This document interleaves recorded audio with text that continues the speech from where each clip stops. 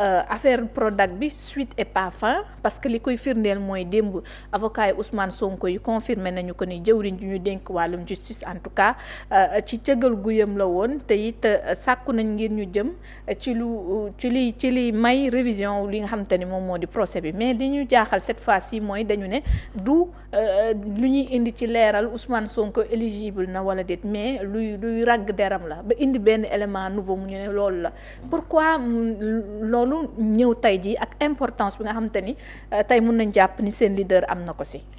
alors dama jàpp ni dossier Mame Mbaye Niang je pense que c'est le plus grand scandale politico-judiciaire de l'histoire du Sénégal et je pèse mes mots. Dañu nekk en 2023. Président Ousmane Sonko président du parti PASTEF def une déclaration ci benn conférence de presse je pense. tudd le dossier Prodac avec Mame Mbaye Niang. Mame Mbaye Niang porté ko plainte sur ce dossier là. ñu ne Ousmane Sonko na indi preuve que ni effectivement accusation yi am na fan la ko teg sur quelle base la ko teg parce que bu indi preuve rek dañ naan diffamation la. L'administration du Sénégal a mis en place un système de fraude pour cacher ce dossier-là. C'est-à-dire c'est un dossier qui existait en 2018. boo xam ne dossier boo xamante ne nii signé nañ ko validé nañ ko ba archivé ko en 2018 te Ousmane Sonko bi muy wax dossier bi le dossier c'était en 2023. Donc l'administration sénégalaise l'IGF institution inspection générale des finances kaka jiite woon taxaw daal ne dossier bi existé wul wala su existé sax signé wuñ ko validé wuñ ko. ki yoroon juge bi à l'époque daal di jël dig pour def enquête pour xool ndax dossier bi existé na wala existé wul administration sénégalaise taxaw daal ne dossier boobu existé wul. Sur la base de ça ñu condamné Ousmane Sonko à 2 mois d'abord de prison avec benn amende. Les gens se sont rendus compte que avec cette condamnation-là Ousmane Sonko pouvait toujours être candidat. Oui. Après ñu def Mame Mbaye Niang def appel ñu xool ban peine lañ mën a teg Ousmane Sonko pour mu bañ a nekk candidat. Peine bi nekk 6 mois avec sursis tegal ko ci 200 millions d'amende. Jour boobu noonu avec les manifestations qu'il y a eu suma juumul il y a 6 personnes qui sont mortes. Jour bi ñu déclaré daal ne candidature Ousmane Sonko valable éligible jour boobu les manifestations qu'il y a eu am na ay nit ñu ci faatu suma juumul juróom-benn nit faatu nañ jour boobu. Pourquoi juróom-benn nit faatu nañ jour boobu noonu parce que tout simplement am na kenn koo xamante ne nii liggéeyam bi mu waroon a def ko am na kenn koo xamante ni dafa kàcc ci kanamu sénégalais yi am na kenn koo xamante ni dafa nëbb sénégalais yi dafa nëbb justice sénégalaise benn dossier boo xamante ni moom mooy conséquence pour li moom mooy indi conséquence bii nii ñu invalider candidature Ousmane Sonko condamné ko à 6 mois avec 200 millions d'amende. Quelle a été la conséquence de ça? La conséquence de ça mooy que 54% des sénégalais ñi nga xamante ne nii votel nañ président Bassirou Diomaye Faye seen yéene moo nekkoon votel président Ousmane Sonko à l'époque 54% des sénégalais yooyu noonu moom la système administratif ak système judiciaire du Sénégal tooñ juróom-benn nit ñàkk nañ seen bakkan ñu dem ba tey yàlla def li muy def ba dossier boobu ñu doon wax ni amutoon on s'est rendu compte que dossier bi tey am na ndekete dossier bi am na. démb loolu lañ dégg ces avocats wax ko. loolu la avocat yi dossier bi am na existé na li ñu doon wax ne amul rapport bi am na validé nañ ko signé nañ ko archivé nañ ko depuis 2018.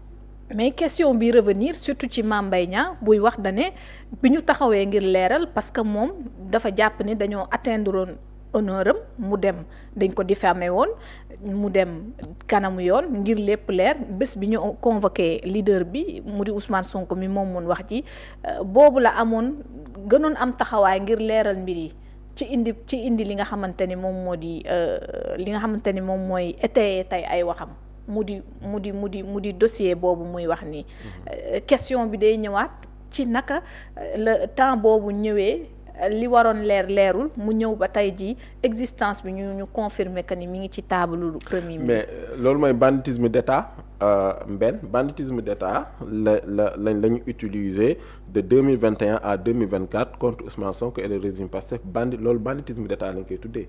banditisme d'État mooy nga frauder.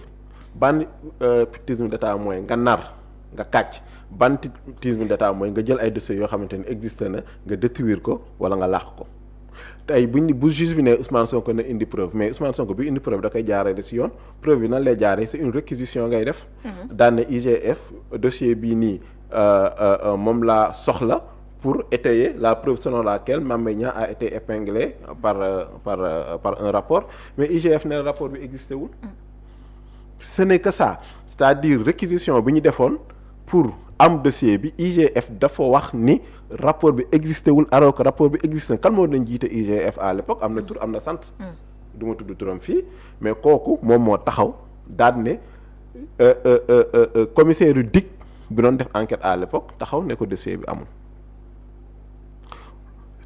gis nga loolu qu'est-ce que nan la indi pour conséquence cette personne là.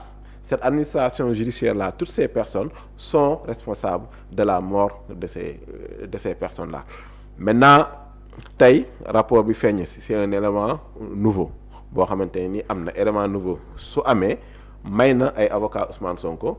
ñu déposer pour ñu ubbiwaat dossier bi jugé waat ko. alors ministre de la justice gëstu na ko accepté na ko jox na ko procureur. teg na benn commission ubbi nañ enquête bi validé na ne effectivement il y a un élément nouveau boo xamante ni permettre nañu ubbi dossier bi ñu ngi xaar décision cour suprême. Ousmane Sonko nag yàgg na artu ci justice le système judiciaire sénégalais ñu ngi xaar encore une fois comment est-ce que la justice va réagir face à cette situation. da ngeen jàpp ni ndax di ngeen ci obtenir gain de cause. je le répète parce que fii waxuñu leneen lu dul setal deru Ousmane Sonko d'habitude sax du luñ doon gis révision procès du dul woon lu fréquent lu dul ci ay faits criminels d'habitude lañu ko doon gis. pour man raggu deru Ousmane Sonko du man li ci gën a important pour man dégg naa avocat yi wax ko démb. mais pour moi c'est juste un aspect mais du lu ci gën a important effectivement raggu deru Ousmane Sonko am na solo Ousmane Sonko dañ ko condamné à 6 mois dañ ko amende 200 millions. oui yu mu war a fay. mu obligé benn bien bi mu am muy këram mu def ko ci turu njabootam pour ñu bañ ko saisir parce que dañ ko bëggoon toroxal. ils ont essayé de saisir sa maison. effectivement ragg deram am na solo mais mbenn lan moo ëpp solo pour man mettre à nu leeral sénégalais yi ne Ousmane Sonko bi muy wax un complot d'État am na fu mu ko tegoon il n'avait pas les preuves mais actuellement on a la preuve qu'il y avait un complot d'État contre Ousmane Sonko et contre le Pastef et contre le Sénégal. contre le Sénégal. un complot d'État contre le Sénégal. un complot d'État contre le Sénégal mooy mais quelqu'un boo xamante ni tooram xam nga lan la dama bëgg a nekk candidat pour être président du Sénégal kese mooy sama toor léegi l'État du Sénégal à la tête duquel un président qui s'appelle Macky Sall qui a utilisé une administration qui a utilisé la justice pour def lépp loo xamante ni kii du bañ a nekk candidat la conséquence de ça c'est qu'il y a eu des personnes qui sont mortes pour ça.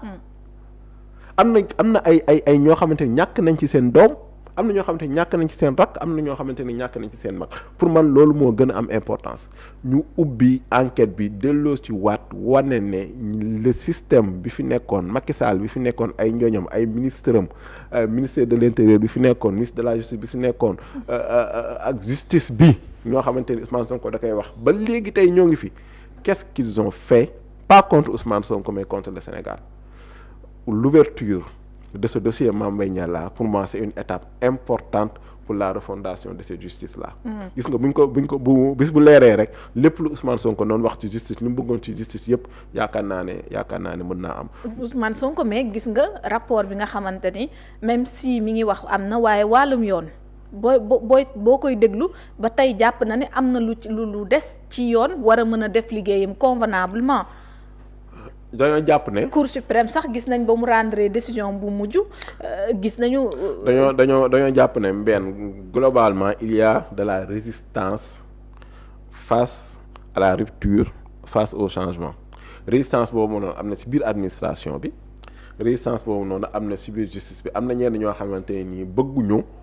changement bi ñu bëgg am na ñoo xamante ni ils sont en train de faire tout ce qui est en leur pouvoir pour arrêter ce changement là pour arrêter ces ruptures là. ah bon loolu ci biir administration bi ak ci biir nan la mën a nekkee mais ce sont des